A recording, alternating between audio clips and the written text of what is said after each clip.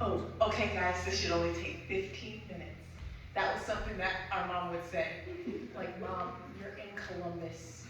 How can this be 15 minutes? Mom, we need to clean the kitchen. Just 15 minutes. All I need is 15 minutes. Clean the house. If you just give me 15 minutes. Okay. There was something there. 15 minutes. All right. Okay. Okay. Another thing would be just get started. That was my thing that even to this day I have to tell myself. I have to tell myself, since Mom's not here to tell me, just get started. Especially when it came to grading papers. And then at the beginning of the school year, it'd be, because I'm like, Mom, we're not together, it's gonna be whatever. And she'd be like, do you need my help? And then it'd be like, I'm fine. I think all of you will appreciate, you may be able to fill this in, so this could be like, community help. Can the choir meet today? What's next? What would you say next? Okay, we'll meet at what time? 3:45. 5 minutes. 5 minutes till. 5 till 4. Saints, please make sure you're here. Easter's next week. On time. Make sure you're on time.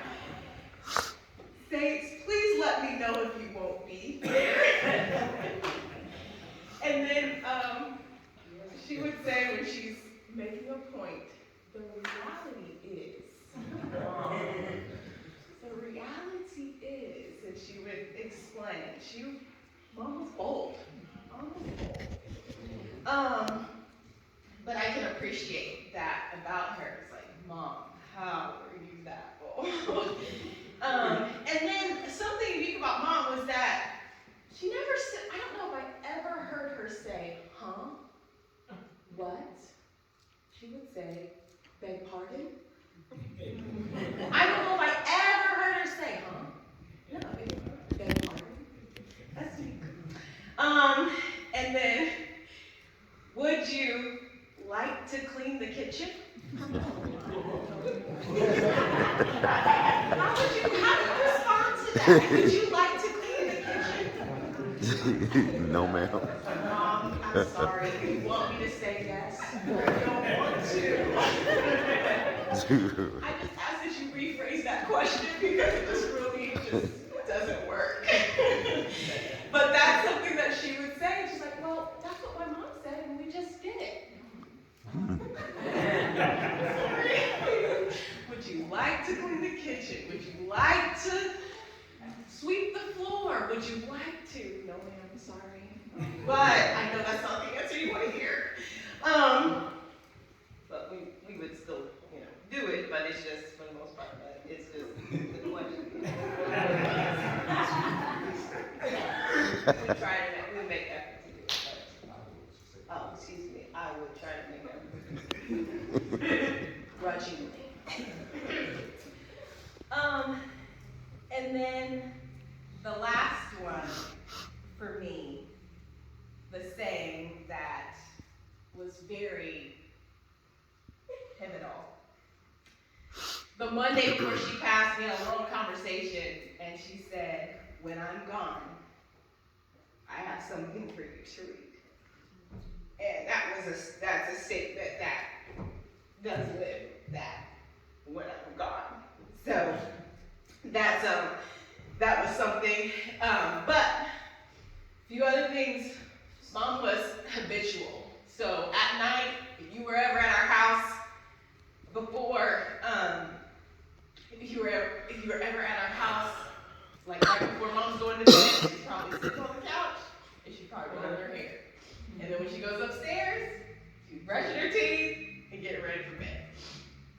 And then our cheerleader, my cheerleader, I'll put it for me, my cheerleader, yeah, just that unconditional love that she had for me, always cheering for me, always wanting me to be better, always wishing the best for me, and then she wanted to make a difference. She did not just complain about a situation, she was going to act on it. Whether it's having a conversation, whether it's having a hard conversation, or whether it's, showing that she cared, or whether it was creating a whole program and putting something together to help the community. So.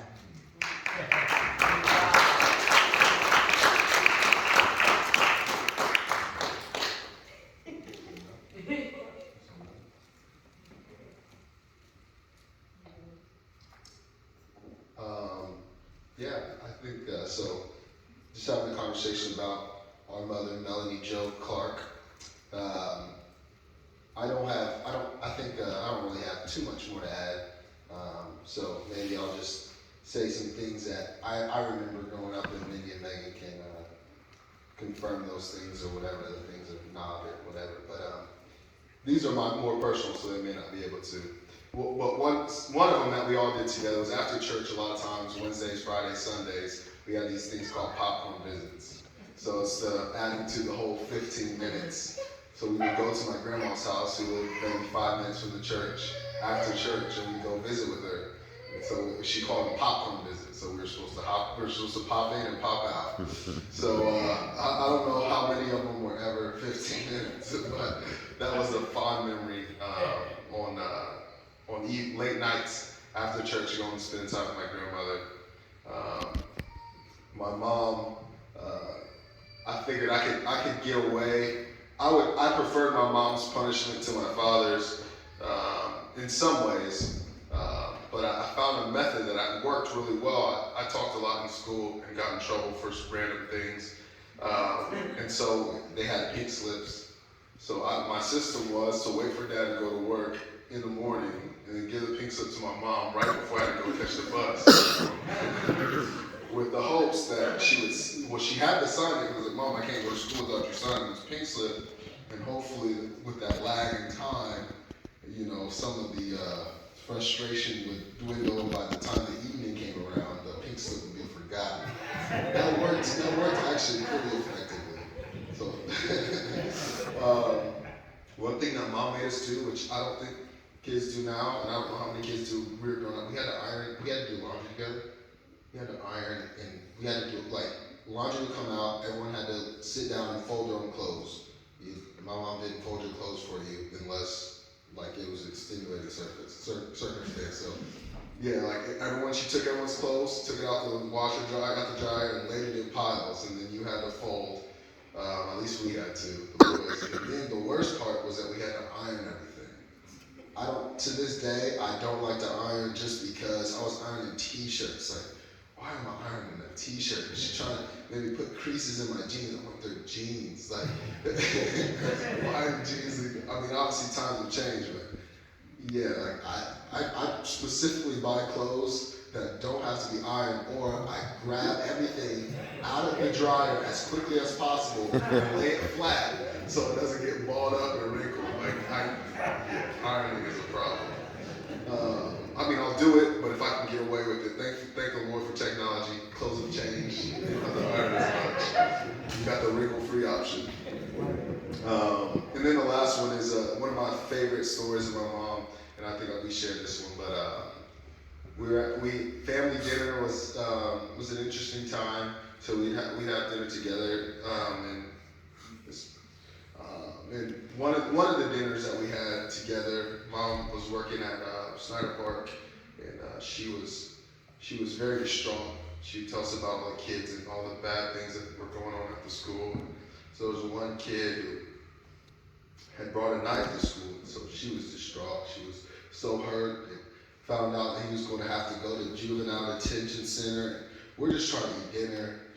No one's really paying attention to her, so she kind of starts getting worked up about it. So so me, I'm generally the comedic relief at the table. So I'll say something silly at the table, or you know, make light of a serious situation to kind of get everybody laughing. Well, we're laughing. We really are not interested in the story that much. And so she's out here burning about this kid about to be locked up. And so finally she said, it's not funny. He said, it's not funny. It's not funny. He's going to go to juvenile detention for life. And the table gets quiet. And everyone's just kind of like thinking real hard.